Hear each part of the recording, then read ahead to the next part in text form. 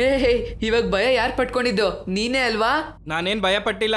ಅಪ್ಪನ ಹತ್ರ ಹೋಗಿ ಹೇಳ್ತೀನಿ ನೀನ್ ಬರೀ ಮೋಸದಾಟ ಆಡ್ತೀಯ ಅಂತ. ಹೋಗೋಗಿ ಹೇಳೋಗು. ಅಯ್ಯೋ ಅತ್ತೆ, ಆಡಕ್ ಹೋಗ್ಬೇಕು.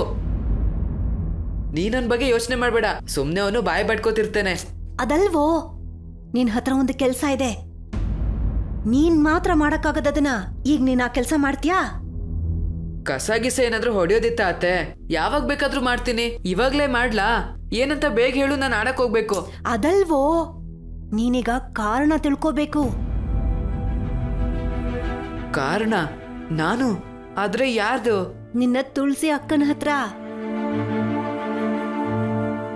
ಹೋಗೋಳ್ ಕಣ್ಣೋಡು ಕೆಂಪುಗಾಗೋಗಿದೆ. ಏನಾಯ್ತು ಅಂತ ಕೇಳಿದ್ರೆ ಹೇಳ್ತಾನೆ ಇಲ್ಲ. ಅವಳು ಮದ್ವೆ ಮಾತುಕತೆ ಶುರುವಾದಾಗಿಂದ ಅವಳು ಒಂಥರ ಇದ್ದಾಳೆ. ಹೀಗಿದ್ರೆ ನಾವ್ ಹೇಗ್ ಮದ್ವೆ ಮಾಡೋದವಳಿಗೆ? ನಿನ್ನ ಕಂಡ್ರೆ ತುಂಬಾ ಇಷ್ಟ ಅವಳಿಗೆ. ನೀನ್ ಕೇಳಿದ್ರೆ ಹೇಳೇ ಹೇಳ್ತಾಳೆ. ಹೋಗು, ಹೋಗ್ ಕೇಳು, ಹೋಗು. ಭೀಮಾ, ಬಾ ಇಲ್ಲಿ, ತಗೋ ಬಾ, ಊಟ ಮಾಡು, ಬಾ ತಗೋ ಇಲ್ಲಿ.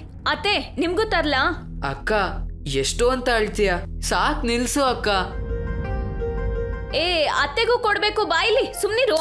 ಏನು ಇಲ್ಲ, ಅವಳಿಗೇನು ಬೇಡ, ನೀನ್ ಮೊದ್ಲು ಕೂತ್ಕೋ. ಹೇಳಿದ್ನಲ್ಲ ಹಸ್ವಿಲ್ಲ ಅಂತ, ಮತ್ ಸುಮ್ನೆ ಕೂತ್ಕೋ 2 ನಿಮಿಷ. ಅಕ್ಕ, ನಿನ್ಗೆ ನಿನ್ ಮದ್ವೆ ವಿಷಯ ಕೇಳಿ ಆನಂದ ಆಯ್ತಾ ಅಥವಾ ದುಃಖ ಆಯ್ತಾ?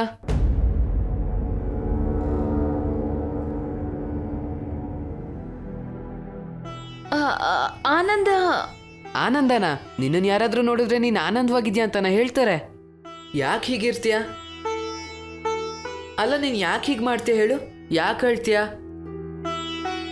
ನಿನಗ್ ಮುಂಬೈಗೆ ಹೋಗೋದಕ್ಕೆ ಇಷ್ಟ ಇಲ್ವಾ? ಅಯ್ಯೋ, ಹಾಗೇನಿಲ್ಲ ಭೀಮಾ.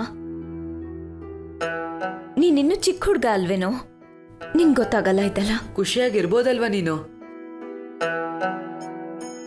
ಮುಖ ಯಾಕೆ ಹೀಗ್ ಮಾಡ್ಕೊಂಡಿದ್ಯಾ? ನಿನ್ಗೆ ಆ ಊರು ಇಷ್ಟ ಆಗ್ತಿಲ್ವಾ?